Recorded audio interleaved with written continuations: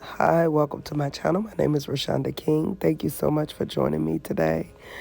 I'm making a fall backdrop. I have the crushed taffeta for my base, and I'm using orange, gold, and brown. So that orange is very, very stiff. It is a polyester.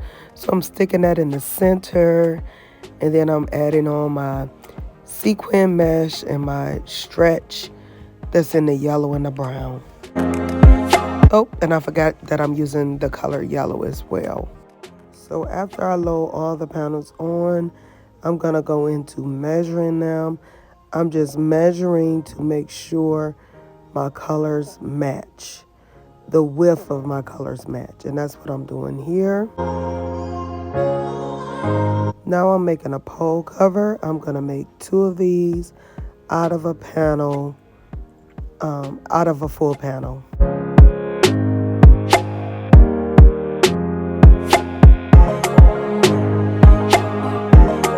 I'm starting with the center. I'm pleating the orange polyester nice and straight, attaching it directly to the pole. But I want to do like a weave design, so that's why I kind of switched it up right there. I like the way it turned out, but I didn't weave it correctly.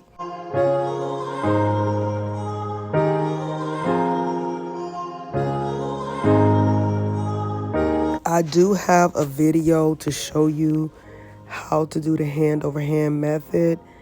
I will list that below, but it's like a paid tutorial that you can get, and it will show you in detail how to pleat fabric. So here I am in the center, bringing my sequin mesh together, trying to make a perfect V. So you want to constantly be stepping back. I think this design is a little complicated because you have to get like that diamond in the middle, or that V in the middle. You want to have it nice and centered. I've gathered my stretch and just attaching it with pipe cleaners, making sure everything is has the same amount of drop. Again, you want to continually step back. Here I am working on the bottom, just making sure everything is nice and neat.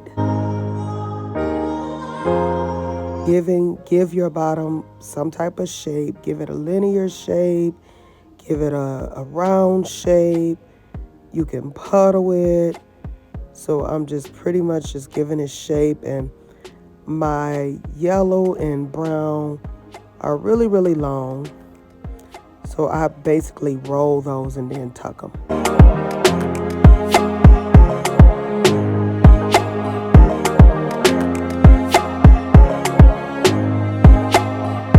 Okay, I'm just showing you how I go in the center and take off some of those pipe cleaners so that I can add my tie back and they won't be visible. And then I actually went under and re-added one in. So after I took it out the middle, I re-added one in. Please let me know what you think about this backdrop. Comment below.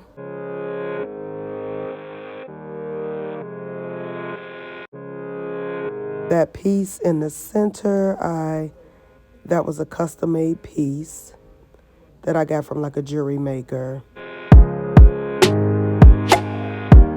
So this is how it turned out. Thank you so much for joining me today. Until I see you next time. Bye.